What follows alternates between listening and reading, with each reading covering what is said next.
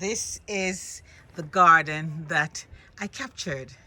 In other words, my neighbor gave me her garden to plant corns. But what did I do? I planted castor beans, sunflower, and yes, they're nice corns and they're colorful. But these are the castor beans. These are the red ones. They're beautiful. Look at the color. It's mighty beautiful, isn't it? Yeah, and there's the original one from Jamaica. It hasn't started bearing yet, but hopefully, let's see.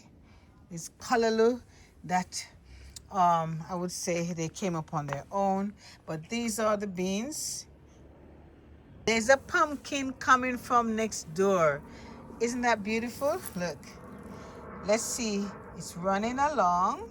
We're just hoping and praying that we get at least one pumpkin. I am not bothered about a whole heap of pumpkin, because if I get one, I'll just keep the one and let it concentrate on, pushing all the energy into that one pumpkin. But yes, the corn tassel. There is a tassel. Did you know the difference of the corn? This is a tassel, and it has started.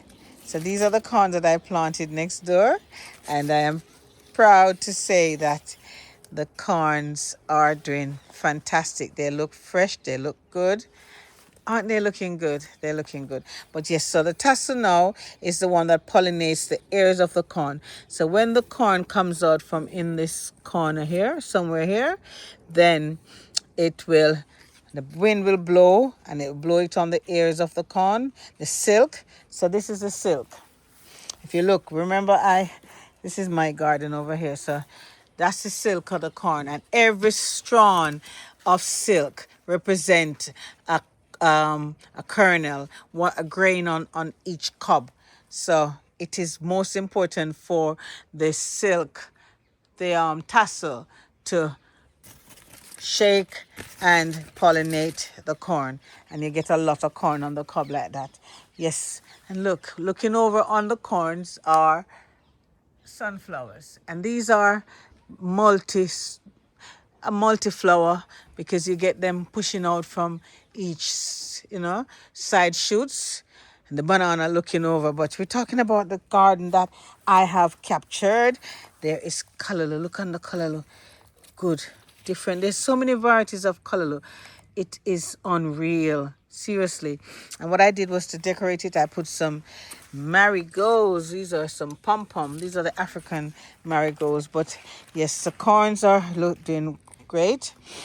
I'm greedy for corn, And anyone else on here greedy for corn? Tell me in the comments. Let me know who loves corn, because is one of my I just love it. And as I said, there's more color coming up in here, and they start to seed, which is good.